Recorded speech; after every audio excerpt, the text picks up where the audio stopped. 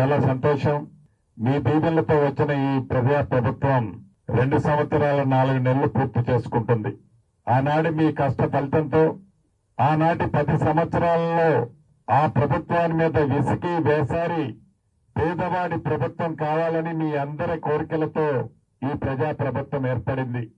గౌరవ ముఖ్యమంత్రి రేవంత్ రెడ్డి గారి నాయకత్వంలోని ఈ ప్రజా ప్రభుత్వమే ప్రజల దగ్గరికి వెళ్లే విధంగా ప్రభుత్వ అధికారులు ప్రజా ప్రతినిధులే ప్రతి గ్రామానికి ప్రతి ప్రాంతానికి వెళ్లి ప్రజలు వారు చెప్పులు అడిగిందాకా అధికారుల చుట్టూ తిరగకుండా ఉండే విధంగా ప్రభుత్వం ఏర్పడిన మొదటి 2 రోజుల్లోనే ఈ ప్రజాపాలన కార్యక్రమంలో ప్రతి రెవెన్యూ ప్రతి గ్రామానికి ప్రతి గ్రామ పంచాయతీకి అధికారుల్ని మీ దగ్గరకు పంపించి మీ సమస్యలు ఆనాడు తీసుకున్నాం.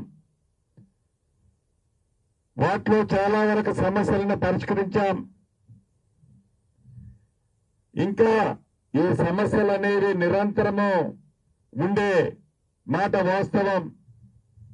వీటిని కూడా పరిష్కరించాలని మళ్లీ 99 రోజుల కార్యక్రమాన్ని చేపట్టి ఈ ప్రజాపాలన అదే రకంగా ప్రగతి ప్రణాళిక కార్యక్రమాన్ని చేపట్టి దాంట్లో భాగంగా మీ శాసనసభ్యుడిగా మన పాలేరు నియోజకవర్గంలో ప్రతి మండలాన్ని 3 క్లస్టర్లుగా ఏర్పాటు చేసి ఈ 3 క్లస్టర్లలో ప్రజా దర్బారు కార్యక్రమాన్ని జిల్లాలోని ఉన్న ఉన్నతాధికారులందరినీ పిలిచి రాష్ట్రానికి సంబంధించిన కొంతమంది ఉన్నతాధికారులు కూడా పిలిచి ఈ సమస్యలు ఏవైతే మీ దగ్గర నుంచి అప్లికేషన్ తీసుకుంటున్నామో ఈ తీసుకునే అప్లికేషన్ని ఇదే టేబుల్ మీద కూర్చొని పరిష్కరించగలిగే వాటిని ఎమ్మటే పరిష్కరిస్తున్నాం.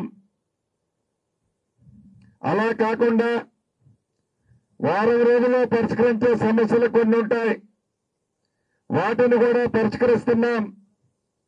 3 నెలలలోపు ప్రతి సమస్యని కూడా వీలైనన్ని సమస్యలు న్యాయబద్ధమైన సమస్యలని పరిష్కరించే దిశలో ఈ ప్రజా దర్బార్ పనిచేసే కార్యక్రమాన్ని ఈనాడు శ్రీకారం చుట్టి ఇప్పటికి మొన్నొక రోజు 2 క్లస్టర్లు చేశాం.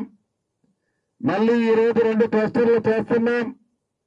ఈ క్లస్టర్లు ప్రతి క్లస్టర్లో సుమారు 10 నుంచి 13 గ్రామ పంచాయతీలను ఏర్పాటు చేసుకొని స్వచ్ఛందంగా ఎవరైతే ఇబ్బందుల్లో ఉన్నవారు కొన్ని నెలలు కొన్ని సంవత్సరాలు 10 సంవత్సరాలు పైగా చెప్పులు అరిగిందాకా ఆఫీసుల చుట్టూ తిరిగిన సమస్యలు ఏవైతే పరిష్కారం కావో వాటన్నిటినీ ఒక ప్రణాళికాబద్ధంగా ఏదో మీరు అప్లికేషన్ ఇచ్చారు, నేను తీసుకున్నాను, అధికారులకు ఇచ్చాను, పని అయిపోయింది అనే విధంగా కాకుండా ప్రతి అప్లికేషన్ కి నా అధికారుల నుంచి స్పందన వస్తుంది. ఆ స్పందన పరిష్కరించే దిశలో కూడా కార్యక్రమాన్ని చేపట్టాం. మొన్న 2 క్లస్టర్లో అత్యధికంగా ఈ ప్రభుత్వంలో ఏర్పడిన తర్వాత మొదటి విడత ఏదైతే ఇందిరమ్మ ఇల్లు 4.5 లక్షలు ఇచ్చామో ఇల్లు ఇవ్వటమే కాకుండా కట్టుకునే ప్రతి ఆడబిడ్డకి వారు కట్టిన లెవెల్ని బట్టి టెన్షన్ గా ప్రతి సోమవారం డబ్బులు ఇస్తున్నామని పూర్తి నమ్మకము విశ్వాసము ఉన్న తర్వాత ఆనాటి 10 సంవత్సరాలలో ఇల్లు ఇవ్వాలనే ఆలోచన ప్రభుత్వానికి లేని కారణంగా సుమారు 60 నుంచి 65% అప్లికేషన్లు మాకు ఇల్లు కావాలని అడిగారు. రేపు వచ్చే నెలలో 2వ విడత ఇల్లు ఇస్తున్నాం. రాష్ట్ర వ్యాప్తంగా 3వ విడత ఇస్తాం, 4వ విడత ఇస్తాం. అర్హులైన ప్రతి పేదవాడికి ఇందిరమ్మ ఇల్లు ఇచ్చే బాధ్యత మీరు ఎన్నుకున్న ప్రభుత్వం ఈ ప్రభుత్వాన్ని. ఇల్లు ఇవ్వటమే కాదు, రాష్ట్ర వ్యాప్తంగా ఇల్లు కట్టుకున్న ప్రతి ఆడబిడ్డకి తల తాకట్టు పెట్టైనా ప్రతి సోమవారం నాడు డబ్బులు కూడా వేసే కార్యక్రమం మీరెన్నుకున్న ప్రభుత్వానికి మాది. రెండో పెద్ద సమస్య ఆనాడు ధరణితో భూములున్న ఆసాములకి రైతన్నలకి ఎన్ని ఇబ్బందులు కలిగాయో మీకు తెలిసిందే. భూభారత తీసుకొచ్చిన తర్వాత ఆ సమస్యలన్నీ ఒక్కొక్కటి చిక్కుముళ్ళు ఇప్పుతూ ఇప్పటికే చాలా సమస్యలు భూభారత ద్వారా పరిష్కరించాం. సాదా బైనామాలు కూడా ఈ రాబోయే 30-40 రోజుల లోపే అర్హులైన ఎలిజిబుల్ ఉన్న ప్రతి సాదా బైనామాన్ని ఈ ప్రభుత్వం చిత్తశుద్ధితో పరిష్కరిస్తుంది. ఆన్లైన్ చేసుకున్న అప్లికేషన్ల గతంలో. అంతేకాదు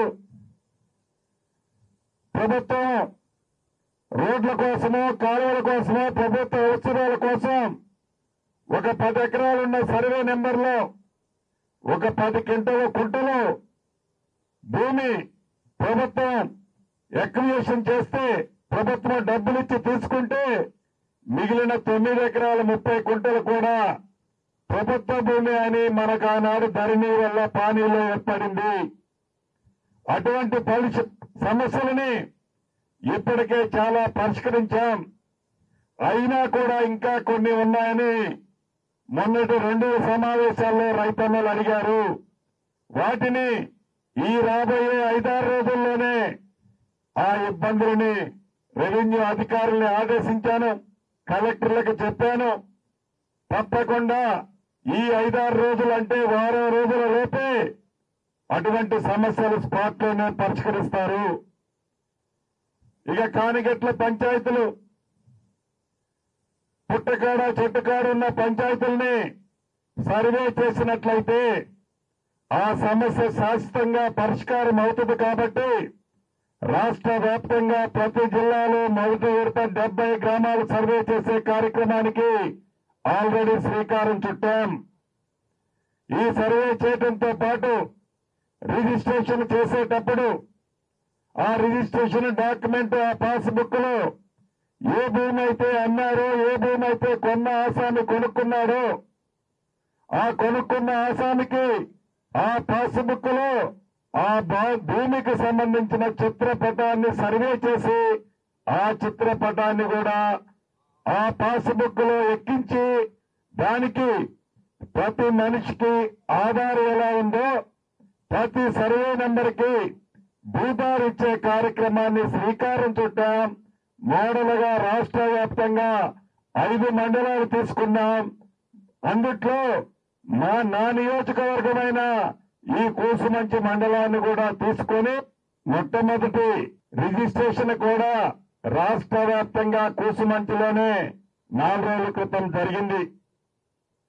అంటే మీ దీవెనలతో, మీ ఆశీర్వాదంతో ఏర్పడ్డ ఈ ప్రభుత్వం, మీ దీవెనలతో గెలిపించిన మీ సీనన్న ఈ ప్రభుత్వంలో భాగస్వాముడిగా ఉన్నాడు. కాబట్టి ఈ కార్యక్రమాలన్నీ అభివృద్ధిని కానివ్వండి, సంక్షేమాలు కానివ్వండి, ఇందిరమ్మ ఇళ్లు కానివ్వండి, సన్న బియ్యం కానివ్వండి, 200 యూనిట్ల ఉచిత కరెంటు కానివ్వండి, ఇలా ప్రతి కార్యక్రమాన్ని కూడా మీరెన్నుకున్న ఈ ప్రభుత్వం ప్రతి పేదవాడికి అందిస్తుంది.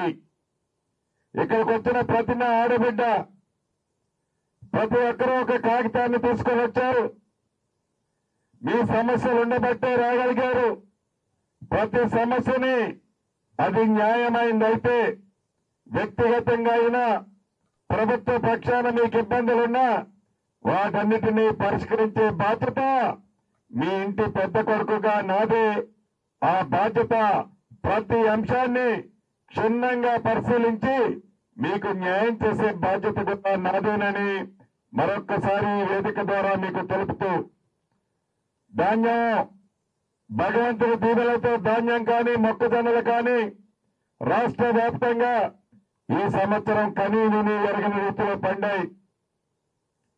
వాటన్నిటినీ ప్రభుత్వ పక్షాన కొనే కార్యక్రమాలు యుద్ధ ప్రాతిపదిక మీద ఇప్పటికే చేపట్టాం. కొన్న గింజని డబ్బులు కూడా రైతుల ఖాతాల్లో జమ చేస్తున్నాం. అయినా కూడా ప్రతిపక్షం వారి ఉనికి ఎక్కడో కోల్పోతున్నామని, వారి కన్న కళలు నెరవేరలేదని ఈ ప్రభుత్వానికి మంచి పేరు వస్తుందని కడుపు నిండా విషం నింపుకొని ఎక్కడికి పోయినా పచ్చి అబద్దాలు చెప్తూ కాలాన్ని గడుపుతూ మళ్లీ అధికారం వచ్చేది మేమేనని పగటి కలలు కంటూ అవాక్కులు చవాక్కులు పేలుతున్నారు.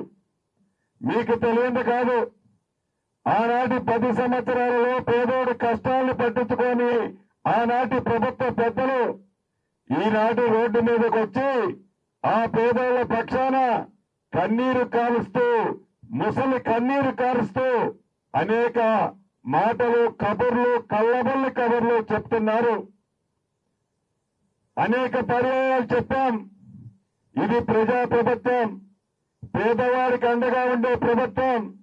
గౌరవ ముఖ్యమంత్రి రేవంత్ రెడ్డి గారి నాయకత్వంలోని ఈ ప్రభుత్వం నిరంతరము పేదవాళ్లకి మంచి చేసే దాంట్లో పని చేస్తుంది.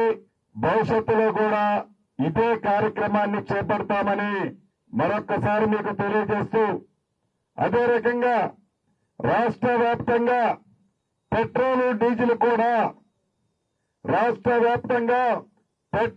డీజిల్ కూడా కేంద్ర ప్రభుత్వం నుంచి రావాల్సిన ఆనాడు యూరియా టైంలో అంతే చేశారు. మళ్లీ ఈ పెట్రోల్ డీజిల్ విషయంలో కూడా కేంద్ర ప్రభుత్వం కుట్రలు పన్నుతుంది. ఈ రాష్ట్రం నుండి ఉన్న ఇద్దరు మంత్రులుగా కేంద్ర మంత్రుల్ని రాష్ట్ర ప్రభుత్వ పక్షాన మళ్లీ ప్రశ్నిస్తున్నాం. ఈ రాష్ట్రానికి రెగ్యులర్ గా ఇవ్వాల్సిన పెట్రోల్ కానీ డీజిల్ కానీ సప్లై చేయించాల్సిన బాధ్యత కేంద్ర ప్రభుత్వంలో ఉన్న మీది. అది మీరు విస్మరించి తప్పు మీరు చేసి కేంద్ర ప్రభుత్వం నుంచి ఇవ్వాల్సిన పెట్రోల్ డీజిల్ మీరివ్వక ఆ నిందని ఈ రాష్ట్ర ప్రభుత్వం మీద కానీ ఈ రాష్ట్ర ప్రజలు ఇబ్బంది పడే విధంగా కానీ మీరు చేస్తూ ఉంటే ఈ రాష్ట్ర ప్రభుత్వం ఊరుకోదు. ఇప్పటికైనా కేంద్ర మంత్రులు ఇద్దరూ స్పందించి బండి సంజయ్ గారు కానీ కిషన్ రెడ్డి గారు కానీ కేంద్ర పెట్రోలియం శాఖ మంత్రి గారితో ప్రధానమంత్రి గారితో మాట్లాడి రాష్ట్రానికి రెగ్యులర్ గా రావాల్సిన పెట్రోల్ డీజిల్ తక్షణమే రిలీజ్ చేపించి బాధ్యత మీ మీదుంది, అది విస్మరించొద్దని కూడా ఈ వేదిక ద్వారా కేంద్ర ఇద్దరు మంత్రుల్ని ప్రశ్నిస్తూ రాష్ట్ర ప్రజలకి పూర్తిగా ఈ ప్రభుత్వం మీది, కేంద్ర ప్రభుత్వం నుంచి రావాల్సినవి రాకపోయినా ఇబ్బంది ఉన్నా తప్పకుండా కేంద్ర ప్రభుత్వం మీదైనా ఈ ప్రభుత్వం కొట్లాడుద్ది. ఇది ప్రజా ప్రభుత్వం, ప్రజలకు అండగా ఉండే ప్రభుత్వం, ప్రజల పేదోడి కష్టాలు తీర్చే ప్రభుత్వం. కాబట్టి ప్రజలెవరూ కూడా పెట్రోల్ డీజిల్ విషయంలో ఈ ప్రభుత్వం స్వచ్ఛందంగా స్వచ్ఛతగా కేంద్ర ప్రభుత్వం మీద కొట్లాడైనా పెట్రోల్ డీజిల్ కూడా తెస్తదని రాష్ట్ర ప్రజలందరికీ తెలుపుతూ వచ్చే నెల 4వ తారీఖు అంటే 5 రోజులు 4వ తారీఖు నాడు నిరుద్యోగ యువతకి రాష్ట్ర ప్రభుత్వ పక్షాన ఈ 99 రోజులు జరిగే కార్యక్రమంలో భాగంగా మన ఎస్ఆర్ గార్డెన్స్ ఖమ్మంలో ఉన్న ఎస్ఆర్ గార్డెన్స్ లో 4వ తారీఖు నాడు పెద్ద ఎత్తున జాబు మేళాన్ని ఏర్పాటు చేయడం జరుగుతుంది. ప్రభుత్వ పక్షాన పెద్ద దిగ్గజమైన కంపెనీలు 80 కంపెనీలు ఈ జాబు మేళాలో పాల్గొంటున్నాయి. ఎవరైతే నిరుద్యోగ యువకులున్నారో తప్పకుండా 4వ తారీఖు నాడు జరగబోయే ప్రభుత్వ పక్షాన జరగబోయే ఈ జాబు మేళాలో నిరుద్యోగ యువకులు పాల్గొనాలని ఈ జిల్లాలో ఉన్న నిరుద్యోగ యువకులందరికీ తెలుపుతూ సెలవు తీసుకుంటున్నాను.